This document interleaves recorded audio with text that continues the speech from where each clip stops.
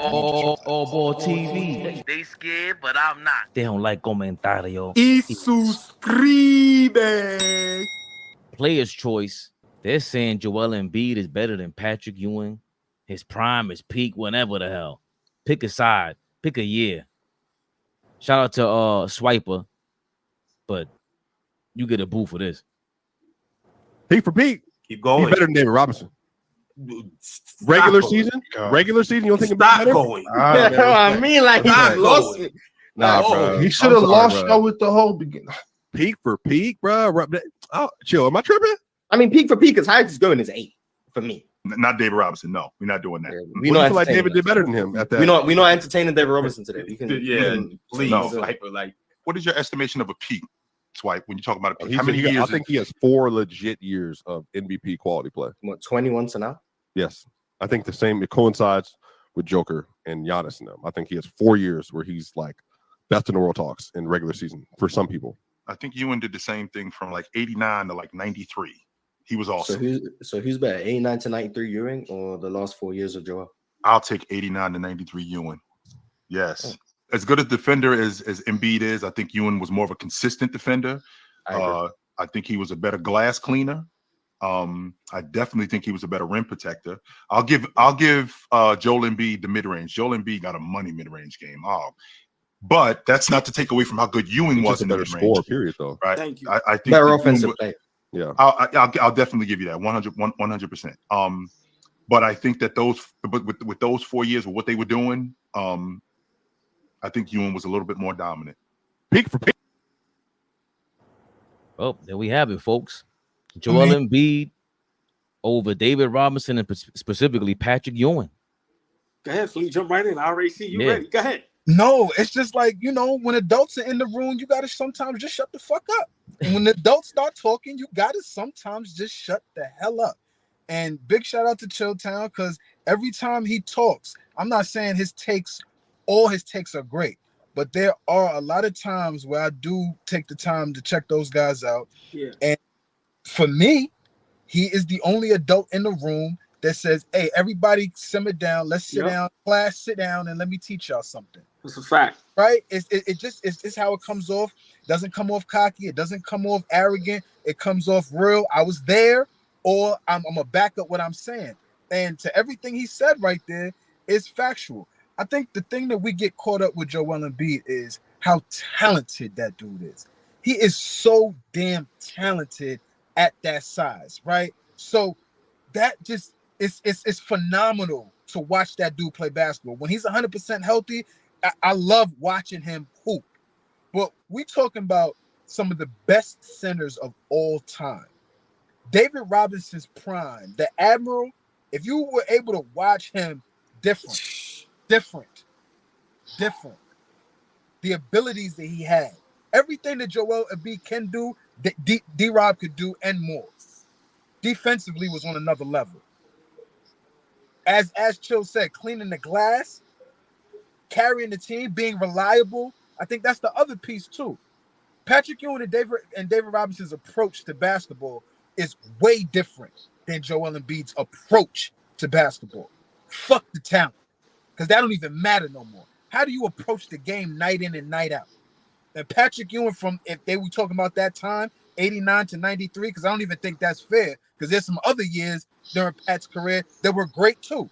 But okay, that sample size, 89 to 93, I think he got an NBA, I think he got a first team All NBA selection that year too. So, you know what I'm saying? Like that time, and then shit, I don't even want to talk about 89 to 93 David Robinson.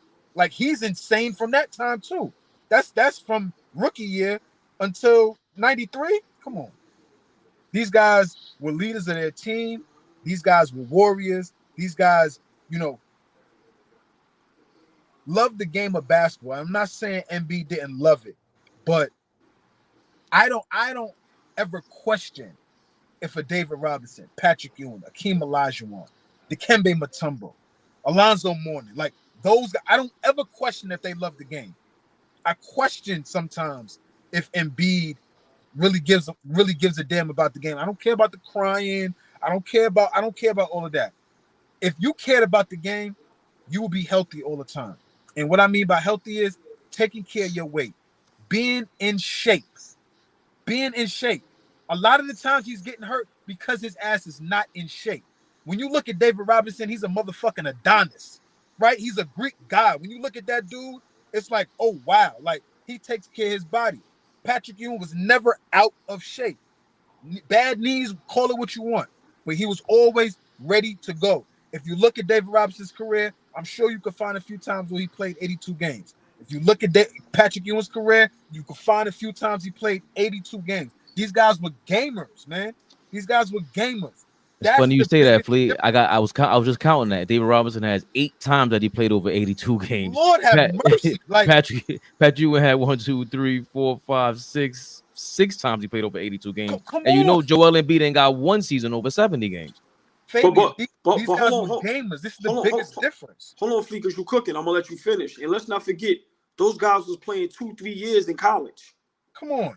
And David Robinson owed 2 years to the Navy. David Robinson got drafted and didn't come into the league right after he got drafted. Right? Came into the league, won Rookie of the Year. Right? These guys, like I said, biggest difference with these guys is approach. And you know, Patrick wasn't privileged enough to win a championship. David Robinson was able to win a championship, 2 championships, but we got to stop with falling in love with talent over, you know, the full package of what these guys are as basketball players.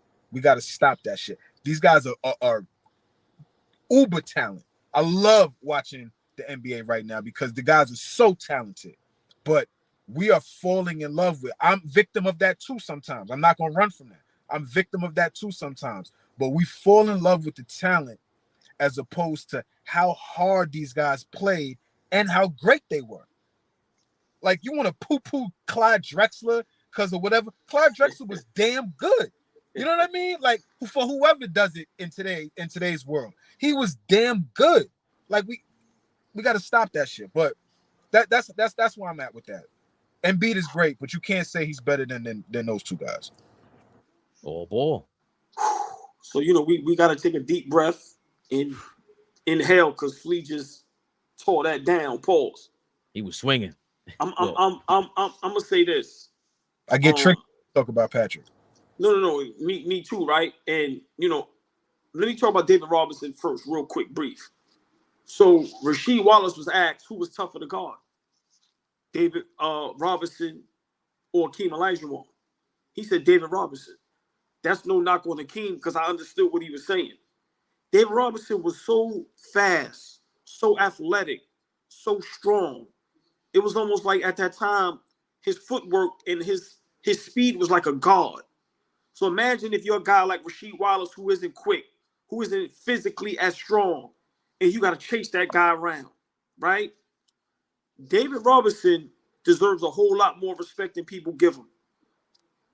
Super tough, right? Let me go to my man Pat, because this is Knicks Rehab. Sorry, David Robinson, that was enough for you. Patrick Ewing in 92, my mistake. I forgot what year that was, where he averaged 29. He should have won MVP. He was on, you look it up too, y'all. I meant to send Fabian a clip. If you can look it up while we on here. He was on Mark Jackson's show. And Mark Jackson asked him, you know, how you feel about the guys today, Embiid, and are you better? And he gave the young guys props. Embiid, Joe, he said, them guys is great. He said, but, you know, let's be for real. I was good too. And, you know, just because it looks better doesn't mean it's better. I seen cars, the brand Kia plug. Some of them cars look great. They're not a better car than a Honda or a Camry. I seen some Kias that may look better than the Benz. It's not better than the Benz. Just because Joel Embiid at times his game looks better doesn't mean he's better. Flea, you knocked it out the park. Them guys played 82 games hurt. They played in the era where the big man was the dominant position. Let's not forget that. Embiid is playing, and this is no knock to Embiid. You can't help when you're born or whatever you playing. But that has to factor in sometimes. Factor meals. That has to factor in. To factor on. Right. Where Embiid is playing against maybe 3 dominant big men. And today, I don't even call it dominant, but we're going to throw that word out there. In that era, back in them days, Flea, that was the dominant position. Mm-hmm. Every night, you're going against, saying dogs is an understatement. Mm-hmm. And remember, all these guys was playing 2-3 years of college, coming straight to the league, into the fire, where they throwing bows, they throwing fists, and they mean and nasty. And the competition is at an all-time high. That has to factor in sometimes. You telling me every night you going against a Dikembe, Alonzo, and then you got the guys that wasn't offensively talented, but just defensively talented and tough and strong. You get what I'm trying to say? So for me, listen, man, Patrick Ewing deserves a whole lot of more respect. 1,000. And I know it sounds far-fetched, but I think this is where, okay, Embiid might be more talented, but to me, who's a better basketball player? I think it's Patrick Ewing, because Chilltown, big shout to him, big shout to the whole platform. He broke it down. We kind of poo-poo rebounding, defense, energy, motor, toughness, playing 82 games, playing injured, keeping yourself in shape, being consistent. And like I said, when was the last time Patrick Ewing had a legit superstar, all-star playing next to him? Like, these guys is on teams where it's, come on, bro, Embiid right now got Paul George and Tyrese Maxey. After having Harden. Exactly. After having Ben Simmons, who's a 4-time All-Star next to him when he was there. Like, cut this shit. We gotta cut this shit out. Right. So Flea, before I pass it off to Fabian, because like I said, you flamed it. I'm just saying these things we have to think about. You're playing in a league that's not as tough, that's not as physical. There's no dominant big men. Let's be for real. Joker's not great defensively. We laugh at Rudy Gobert. The only real defensive guy that's 7 foot, that's legit, is Anthony Davis and Mitchell Robinson. You cannot name right now 10 defensive 7-footers that's legit. That time in the NBA, you could probably name 15, 16. You had to have one. You had to have one. You understand what I'm saying? So listen, man, big shout out to that platform.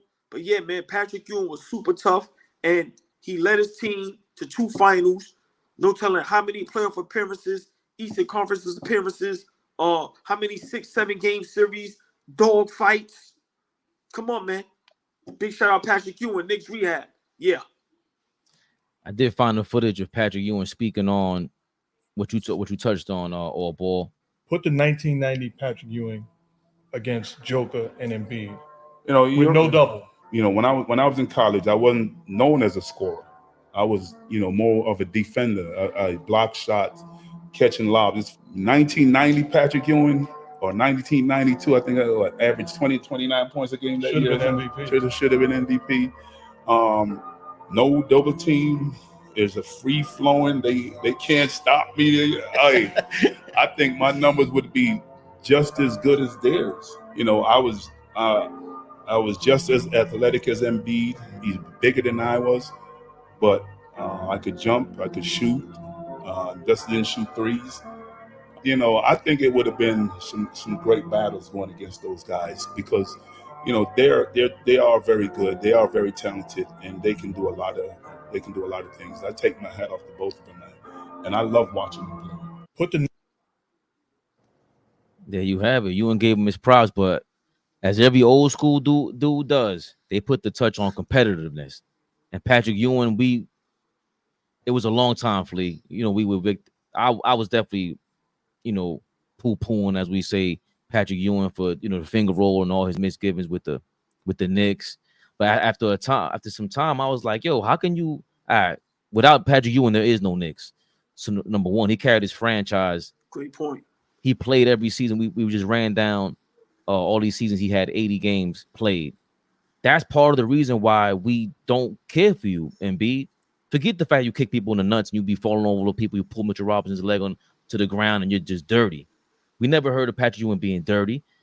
And that Georgetown Hoya training, Oh yeah. Like it's Ewing, Mutombo, Alonzo Mourning. That's not an accident. You didn't have that trading Embiid. You just you resort to dirty play. You resort to being a scumbag. I gotta say it. You and Draymond Green. You got all the talent in the world, and you look amazing at his peak. The Olajuwon comparisons, I get it, but you're tough. Well, I understand from the footwork, can shoot from anywhere. From a talent perspective, but again, he'll never be Dream. No, you don't have the you're not a tough guy. That's my biggest problem. And we know, Ewing, Oakley had a big issue with his leadership, and a lot of players would speak to that. But Ewing was still a workhorse. He never dogged it, Fabian. He never dogged it. I never felt like, damn, Patrick Ewing is not playing hard for us right now. I grew up watching. I never ever thought there are nights that I would cry. The Knicks would have me in tears some nights, full on tears. But I never felt like Patrick was dogging it ever, whether it's a tough loss or not. Can I make a quick point? When we have the debate, the Jordan, LeBron, Kobe debate, and people say Jordan didn't play against nobody. How people try to make that a thing. We can say the same thing about the centers today. If we want to be honest and be fair, and this is no knock Fabian on their talent or them being great, I would never say that. But just imagine every night you got to go up against Alonzo Mourning, Patrick Ewing type guy. This is Shaq, that's right. Mark Eaton, Right. That's what I'm saying. Brad Daugherty. Thank you. Some of the guys that they may not have been offensively talented, but defensively they're nasty and they're mean. They're your same size, just as strong. Just imagine going up against that every night. And in college they did that. Right. People don't talk about that enough. Ralph Sampson. Come on. Fleet, thank you. Big, like centers that are like, we talk about all these talented guys. Do y'all know how talented Ralph Sampson was? Bro, mercy. Today, the center position is so sweet. Teams can get away with playing small ball. You can have a 6'9" slim guy as your center today and actually win basketball games. You think you're getting away with that in the 80s and the 90s? Come on. So for me, it's like that has to play a part. We don't talk about that enough. And what those guys, Patrick Ewing, was going up against every night, where it was Hall of Fame, all-star, superstar, talented guys on the defensive end who took pride into playing defense. Them guys felt the way you get 30, 40 on them, let alone 20 and some change. Problem. You know what you like the thing that stuck out with what Ewing said too was like, and you're not doubling me. Like he's seeing, can you explain that, Fleet? Maybe I don't understand that enough because he's seeing it like you're not doubling me in this era. You can't. I don't care what the spacing is. I'm destroying y'all. Here's a fun fact. The center who averaged the most during their battles against Shaquille O'Neal is Patrick Ewing. Preach. The center who averaged the most, let me say it again, against Shaquille O'Neal during his career is Patrick Ewing. So it just goes to show like how great Pat was. But to his point about doubling him, like you're not gonna be able to double him in today's game because of how much shooting is on the floor. If you have a guy like Patrick Ewing on the floor who is gonna get single covered by by Draymond Green, dog you. I'm gonna dog 40, 50. I've seen Patrick Ewing go get 50. Like, a Flea, as great as the Joker is, he doesn't go nowhere in the playoffs without Murray, Porter Jr., KCP, and them guys. Give Pat a Jamal Murray. Give Pat, you give like, and this is no knock on, No, great point. No, Embiid, how many stars has Embiid had? Like, let's be for real. Anthony Davis, as great as he is on both ends of the floor, Pelicans, we've seen him when he had the team by himself. Even though at that time it was juggernauts with Golden State. But still, Pat put the city on his back, pause. And every year, damn near in his prime, we thought we was going to win a championship. Simple and plain. And this is with the team he had. No other real superstar or all-star next to him. And every year, we was in them playoffs fighting to damn near get to the finals. Come on, man. Come on, man. Put some respect on that man's name, man. Yeah, all those bigs back in the day, you know, they would have had a field day in today's game. Just I think how good I think you summarized it well. And we got to go back because Dom is the one. Shout out to Dom drop, but them 60s big men, they weren't that bad, and it was the big man era. The rules were pertaining to, so you had to guard somebody that the rules were for them. And I can't charge and bulldoze over anybody. The rules were not for me as an offensive player. So now in this era, who is Embiid really playing against? What's his real competition compared to the late 80s, and early 90s, where it was the land of the big man?